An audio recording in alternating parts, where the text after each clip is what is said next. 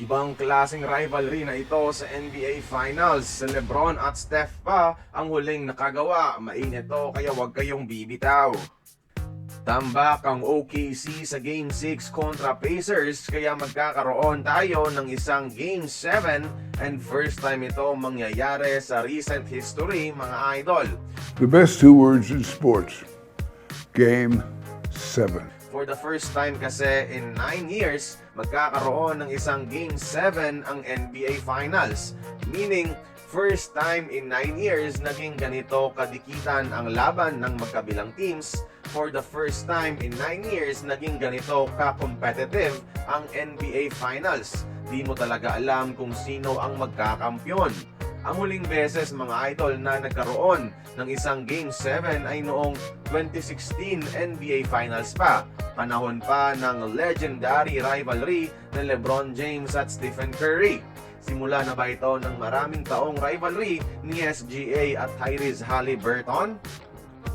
Pero alam niyo ba mga idol na ang totoong bida sa series na ito ay si TJ McConnell, yung unsung hero ng Pacers. Kasi kung titignan mo through Game 6 ng Finals, si McConnell pa yung nangunguna sa buong Pacers team sa usage rate o yung percentage na involved ang isang player sa opensa kapag nasa loob ng court. Ibig sabihin mga idol, si McConnell yung talagang nagpo-control ng Pacer offense kapag nasa loob siya. The smallest man in the NBA Finals is the commander of the Pacers offensive strike. Kaya dahil dito mga idol, mas makakapagpahinga si Haliburton sa iniindang injury para makapaghanda palalo sa all-out Game 7 battle sa Oklahoma. Tingin nyo, ibibigay ba nila kay McConnell ang Finals MVP kagaya ng kaso ni Iguodala noon?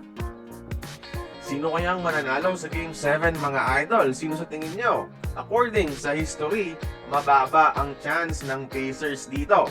Sa 20 times na nagkaroon ng Game 7 sa NBA Finals, 4 na beses pa lang nanalo ang road team. That is 20% chance mga idol.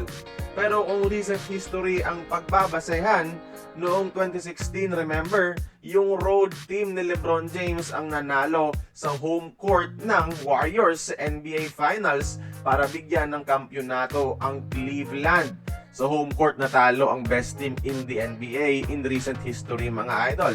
So posibleng gawin ito ng Pacers. Who knows, di ba? Kaya kayo, sino sa tingin nyo ang mananalo sa Game 7 at hiranging NBA Champions? Join the conversation. Magkomento lamang sa ibaba.